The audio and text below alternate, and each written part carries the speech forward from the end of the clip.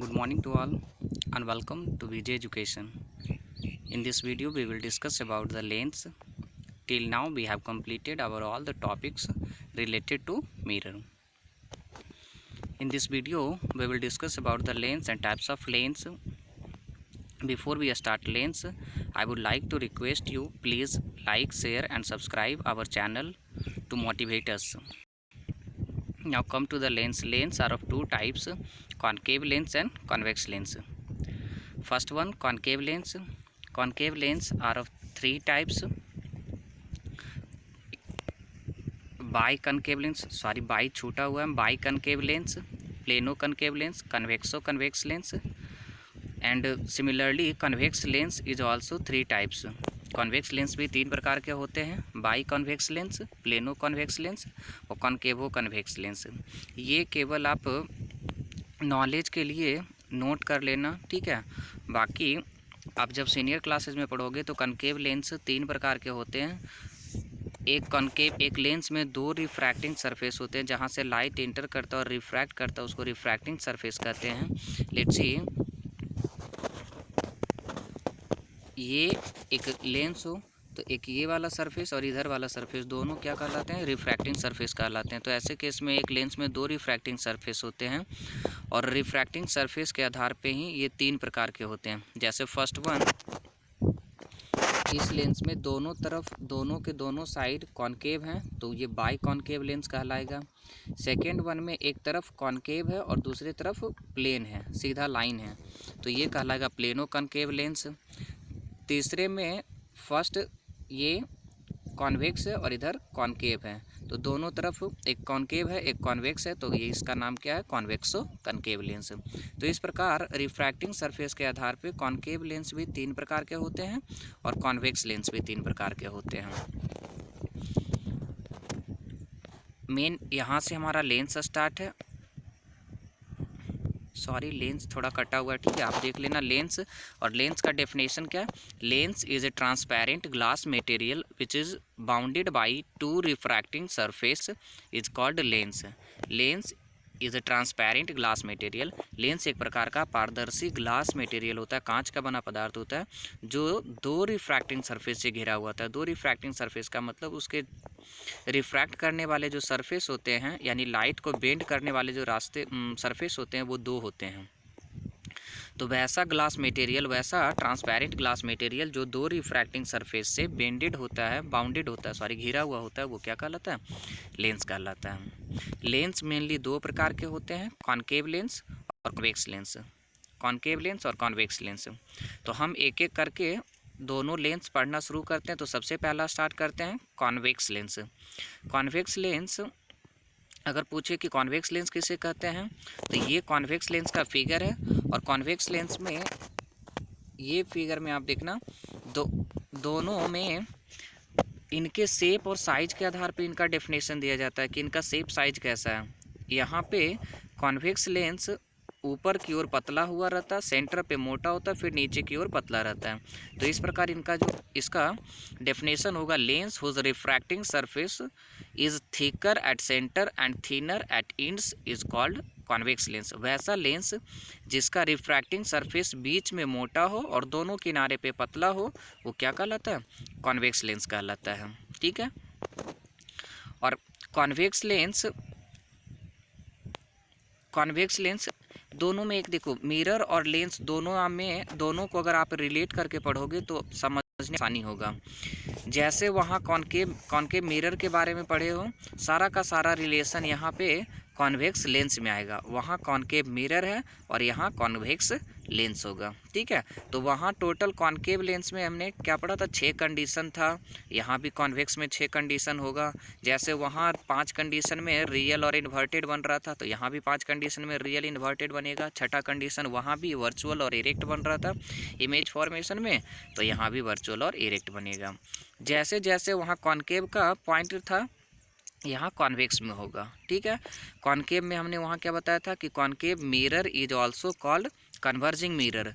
तो यहाँ पे हम कॉन्वेक्स में नोट करके लिख सकते हैं, क्या नोट करके ये पॉइंट मेंशन कर लेना कि convex lens is also called converging lens. Convex lens को क्या कहते हैं? कन्वर्जिंग लेंस कहते हैं, ठीक है. इमेज फॉर्मेशन से पहले हमें लेंस से रिलेटेड कुछ टर्म्स होते हैं उनको जान लेना चाहिए, ताकि इमेज फॉर्मेशन बनाते समय वो न्यूली ना लगे, ठीक है, नया जैसा ना प्रतीत हो। तो पहले हम उसके बारे में जान लेते हैं। लेंस में इमेज फॉर्मेशन के समय कुछ ऐसे पॉइंट्स होते हैं, जैसे लेंस के जो बीच में पॉइंट होता है, देखो लेंस में दो रिफ्रैक्टिंग सरफेस होता है। आप यहाँ देखो, ये एक लेंस है, ये दो रिफ्रैक्टिंग सरफेस है। तो एक तो ये इस स्फेरिकल ऐसे करके इस स्फेरिकल का, और दूसरा जो रिफ्रैक्टिंग सरफेस है वो इस स्फेरिकल का है। तो दो स्फेयर के बीच का ये सेंटर, ये वाला सेंटर, इसी को हम बोलते हैं ऑप्टिकल सेंटर। इसको क्या कहते हैं? Optical centre. तो लेंस के बीच वाला जो पॉइंट होगा वो, उसे हम ऑप्टिकल सेंटर कहते हैं। नेक्स्ट है, जिस प्रकार हम मिरर में फोकस, सेंटर ऑफ कर्वेचर पढ़ते थे, यहाँ फोकस तो सही है, लेकिन सेंटर ऑफ कर्वेचर के जगह यहाँ डुअल फोकस होता है। डुअल फोकस मतलब दुगने दूरी, फोकस का दुगने दूरी को क्या कहते हैं? डुअल फोकस कहते हैं, ठीक है। वहाँ पे रिफ्रैक्टिंग सरफेस, मिरर में जो रिफ्रैक्टिंग सरफेस होता था, एक सेकेंड, मिरर में जो रिफ्रैक्टिंग सरफेस, मान लो ये कॉनकेव मिरर है, तो इसके एक तरफ इधर केवल रिफ्रैक्टिंग सरफेस होता था। तो एक रिफ्रैक्टिंग सरफेस रहने पे केवल इस और प्रिंसिपल एक्सिस, फोकस और सेंटर ऑफ कर्वेचर होता था। लेकिन यहाँ लेंस में दो रिफ्रैक्टिंग सरफेस होते हैं, एक ऐसे करके इधर रिफ्रैक्टिंग सरफेस होता है, इसलिए इसके दोनों तरफ फोकस और सेंटर ऑफ कर्वेचर होते हैं, ठीक है।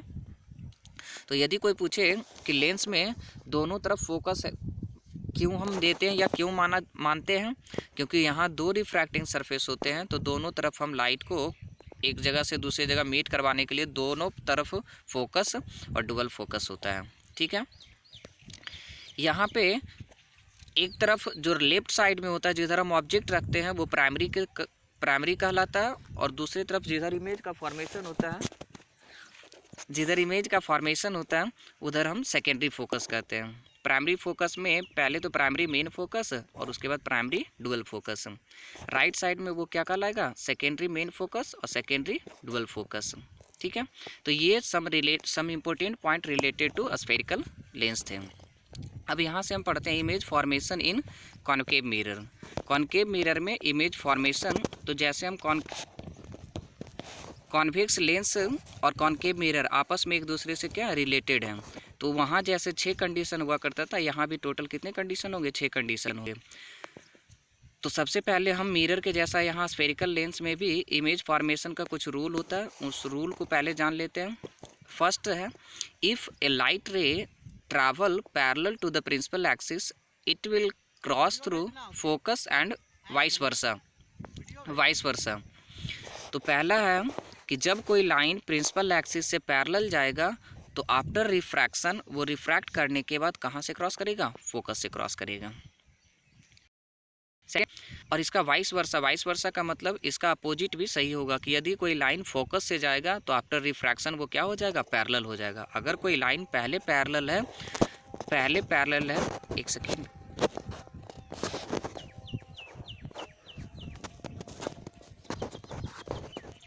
यदि कोई लाइन प्रिंसिपल एक्सिस से पैरेलल जाता है तो रिफ्रैक्शन के बाद फोकस से जाएगा, और यदि कोई लाइन फोकस से जा रहा है तो रिफ्रैक्शन के बाद वो पैरेलल हो जाएगा। ये वाइस वर्सा का रूल था, ठीक है। और दूसरा रूल इसका है, if a light ray travel through optical centre its path, यहाँ कटा हुआ है, इट्स पाथ रिमेन अनचेंज। यहाँ पे जो पॉइंट कटा हुआ है वहाँ है remain unchange, its path remain unchange. तो इसका पाथ क्या होता है? अनचेंज होता है। तो यदि मान लो कोई लाइट रे इस प्रकार ऐसे जाता है तो इसमें किसी प्रकार का रिफ्रैक्शन नहीं होता है, वो सीधा ही चला जाता है, उसका रास्ता अनचेंज रहता है, जैसे वो शुरुआत होता है वैसे ही रह जाता है। तो ये दो रूल था image formation in spherical lens. Spherical lens में इमेज बनाने का ये 2 रूल था, ठीक है। इन्हीं 2 रूल के सहायता से हम क्या करेंगे? इमेज का फॉर्मेशन करेंगे दोनों प्रकार के लेंस में, चाहे तो वो कॉन्वेक्स लेंस हो या कॉनकेव लेंस हो, ओके। तो अब यहाँ हम पढ़ते हैं इमेज फॉर्मेशन इन कॉन्वेक्स लेंस। इमेज फॉर्मेशन इन कॉन्वेक्स लेंस। कॉन्वेक्स लेंस में इमेज फॉर्मेशन टोटल 6 कंडीशन होते हैं अलग अलग जगह ऑब्जेक्ट को रखने का। तो सबसे पहला कंडीशन है when object is eight infinite, जब ऑब्जेक्ट इनफाइनाइट पे हो। तो इसके बारे में हमने पहले बताया था कि जब कभी ऑब्जेक्ट इनफाइनाइट पे हो तो वहाँ पे हम ऑब्जेक्ट को नहीं रखते हैं, क्योंकि वो इनफानाइट का कोई अंत नहीं होता जहाँ पे हम ऑब्जेक्ट को रखें, ठीक है। तो वैसे केस में केवल वहाँ से पैरेलल लाइट रे वहाँ से आता है। और कंडीशन फर्स्ट ये था कि अगर कोई light ray parallel principal axis के पैरेलल क्रॉस करेगा तो आफ्टर रिफ्रैक्शन वो कहाँ से क्रॉस करेगा, फोकस से। तो इस प्रकार दोनों, एक पैरेलल लाइट रे यहाँ से जा रहा है और रिफ्रैक्शन होने के बाद वो इस प्रकार, और दूसरा लाइट रे यहाँ से जा रहा है और रिफ्रैक्शन होने के बाद इस प्रकार। तो जहाँ पे दो रिफ्रैक्टिंग रे आपस में मीट करते हैं, इमेज का फॉर्मेशन वहीं होता है। तो इस प्रकार जैसे हम पहले 4 पॉइंट पढ़ते थे कि ऑब्जेक्ट को कहाँ रखें, इमेज का फॉर्मेशन कहाँ होगा, नेचर उसका कैसा होगा और साइज कितना होगा, ठीक है। तो इस प्रकार यहाँ ऑब्जेक्ट को जब हम इनफानाइट पे रखते हैं तो इमेज का फॉर्मेशन F2 पे होता है, और नेचर इसका क्या होगा, रियल और इन्वर्टेड। रियल इन्वर्टेड क्यों, क्योंकि दो रिफ्रैक्टिंग रे रियली में मीट कर रहे हैं। अगर उनको डॉटेड लाइन से इस प्रकार लाइन से मिलाना पड़ता तो वो वर्चुअल और इरेक्ट होता, लेकिन यहाँ दोनों आपस में रियली में मीट कर रहे हैं तो वो क्या होगा, रियल एंड इन्वर्टेड। और साइज इसका क्या है, डिमिनिश्ड है। आप ब्रैकेट में पॉइंटेड भी लिख लेना, वेरी डिमिनिश्ड, बहुत छोटा बन रहा है, ठीक है। तो ये तो था कंडीशन फर्स्ट, व्हेन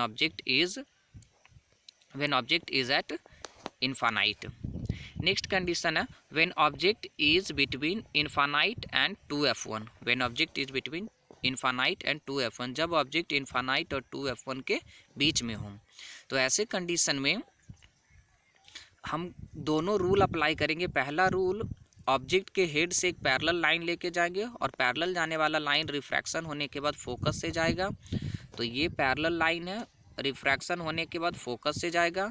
और दूसरा रूल था क्या, कि यदि कोई लाइन ऑप्टिकल सेंटर से जाएगा तो वो सीधा ही चला जाएगा, और जिस पॉइंट पे कट करता है वहीं इमेज का फॉर्मेशन होता है। तो आप इस कंडीशन में देखना, पहला लाइट रे जो यहाँ से पैरेलल जा रहा है वो रिफ्रैक्शन होने के बाद F1 से F2 से क्रॉस कर रहा है, और दूसरा जो ऑप्टिकल सेंटर से लाइन जा रहा है, O से लाइन जा रहा है, वो सीधा ही जा रहा है, और आपस में एक दूसरे से कट करते हैं कहाँ पे, F2 और 2F2 के बीच में कट करते हैं। तो इस प्रकार यहीं पे इसका इमेज फॉर्मेशन होगा। तो 4 इसके इम्पोर्टेंट पॉइंट क्या हो जाएंगे, ऑब्जेक्ट जब इनफानाइट और 2f1 के बीच में होगा तो इमेज का फॉर्मेशन F2 और 2f2 के बीच में होता है। नेचर अभी भी रियल एंड इन्वर्टेड है, और ऐसा टोटल 5 कंडीशन तक रियल एंड इन्वर्टेड ही चलता रहेगा। साइज क्या है, डिमिनिश्ड है। पहले से थोड़ा सा, जैसे यहाँ पे बना था, यहाँ तो पॉइंटेड साइज का बना था, इस पॉइंट पे जो बना था पॉइंटेड साइज का बना था, यहाँ थोड़ा सा बड़ा बना है, तो यहाँ वेरी डिमिनिश्ड था, और सेकेंड केस में क्या होगा, केवल डिमिनिश्ड होगा, छोटा। नेक्स्ट कंडीशन, थर्ड कंडीशन है when object is at 2f1, जब ऑब्जेक्ट कहाँ पे हो, 2f1 पे हो। जैसे पहले दो, टोटल इमेज फॉर्मेशन का 2 ही रूल इसमें अप्लाई करना, और वो 2 रूल आप लगाते जाओ, आपका इमेज फॉर्मेशन होते जाएगा। अगर ऑब्जेक्ट 2f1 पे हो तो पैरेलल लाइन लेके जाएंगे, वो फोकस से जाएगा, और दूसरा ऑप्टिकल सेंटर से लेके जाएंगे तो वो सीधा चला जाएगा, और जहाँ पे कट करेगा इमेज का फॉर्मेशन वहीं होगा, ठीक है। तो इस प्रकार इसके जो 4 इंपॉर्टेंट पॉइंट होंगे वो क्या होगा, ऑब्जेक्ट जब 2f1 पे होता है तो इमेज का फॉर्मेशन 2f2 पे होता है। साइज इस बार क्या होगा, इक्वल ऑफ ऑब्जेक्ट, जितना बड़ा ऑब्जेक्ट था उतना ही बड़ा क्या है, इमेज का साइज है, तो इक्वल ऑफ ऑब्जेक्ट हो जाएगा, और नेचर अभी भी रियल एंड इन्वर्टेड है, ठीक है। तो ये कंडीशन थर्ड था।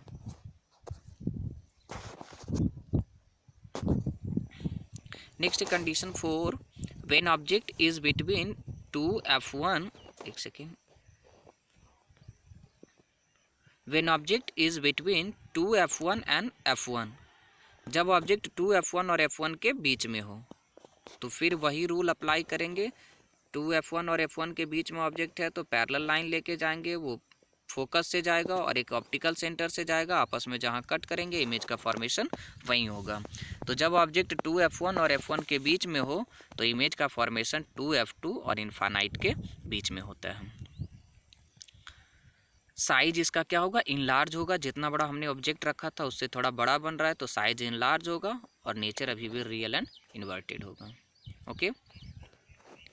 कंडीशन 5 है when object is eight f1, जब ऑब्जेक्ट कहाँ पे हो, प्रिंसिपल फोकस पे हो, मेन फोकस पे हो, तो इसमें भी वो 2 रूल अप्लाई करेंगे। एक लाइन यहाँ पे ऑब्जेक्ट है तो सबसे पहला लाइन पैरेलल लेके जाएंगे, और पैरेलल लेके जाने के बाद वो क्या हो जाएगा, फोकस से जाएगा, और दूसरा लाइन जो ऑप्टिकल सेंटर से जाएगा वो ऐसे ही सीधा चला जाएगा, और दोनों लाइन आपस में क्या होते हैं, पैरेलल रह जाते हैं। पैरेलल रहने का मतलब दोनों आपस में एक दूसरे से मीट नहीं करेंगे, और ऐसे कंडीशन में इमेज का फॉर्मेशन कहाँ पे होता है, इन्फानाइट पे होता है, अनंत पे होता है।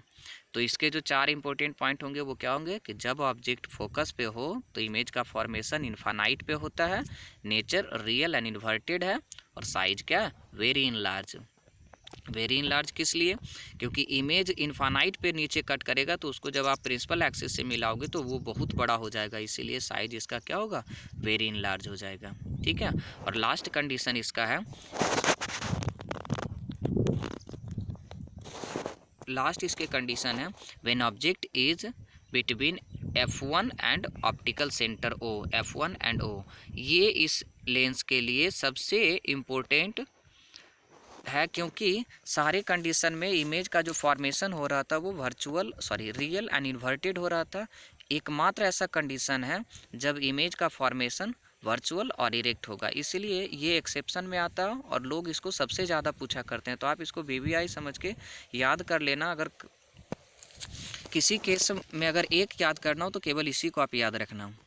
ठीक है, इसके कंडीशन क्या है कि जब ऑब्जेक्ट F1 और O के बीच में हो तो एक ऑब्जेक्ट को हम F1 और O के बीच में मान लेते हैं। कंडीशन रूल पहला था इमेज फॉर्मेशन का कि जब कोई लाइन पैरेलल हो जाएगा तो वो रिफ्रैक्शन के बाद कहाँ से जाता है, फोकस से जाता है, और दूसरा था कि यदि कोई लाइन ऑप्टिकल सेंटर से जाएगा तो वो सीधा चला जाएगा क्योंकि उसका रिफ्रैक्शन नहीं होता है। तो ऐसे केस में दोनों के बीच में नीचे चौड़ाई बढ़ते जाता है, तो नीचे तो आपस में कट नहीं करेंगे, तो हम क्या करते हैं, उनको डॉटेड लाइन से पीछे करते हैं और आपस में एक दूसरे को एक पॉइंट पे कट करता है, और जिस पॉइंट पे कट करता है इमेज का फॉर्मेशन उस वहीं पे होता है, हम प्रिंसिपल एक्सिस से मिला देते हैं और ये इसका इमेज हो गया। ठीक है, तो ये एकमात्र ऐसा कंडीशन था जब क्या हो रहा, वर्चुअल और इरेक्ट था। ठीक है, तो लास्ट कंडीशन ये था। अब इसके 4 इंपॉर्टेंट पॉइंट होंगे क्या, when object is between F1 and O, focus और ऑप्टिकल सेंटर के बीच में होगा तो इमेज का formation same side of the lens, उसी जिस तरफ ऑब्जेक्ट रखा हुआ था उसी साइड हो जाएगा। साइज इसका क्या होगा, इन लार्ज, बड़ा होगा, और नेचर इसका क्या होगा, वर्चुअल एंड इरेक्ट होगा। ठीक है, तो ये एकमात्र ऐसा कंडीशन था और VVI कंडीशन था। ठीक है, आज के लिए इतना ही। Thank you. आप अच्छे से इसको घर में एक बार खुद से ड्रॉ कीजिए, अच्छे से बनाइए, अच्छे से फेयर कीजिए और इसको याद रखिए। ठीक है, थैंक यू।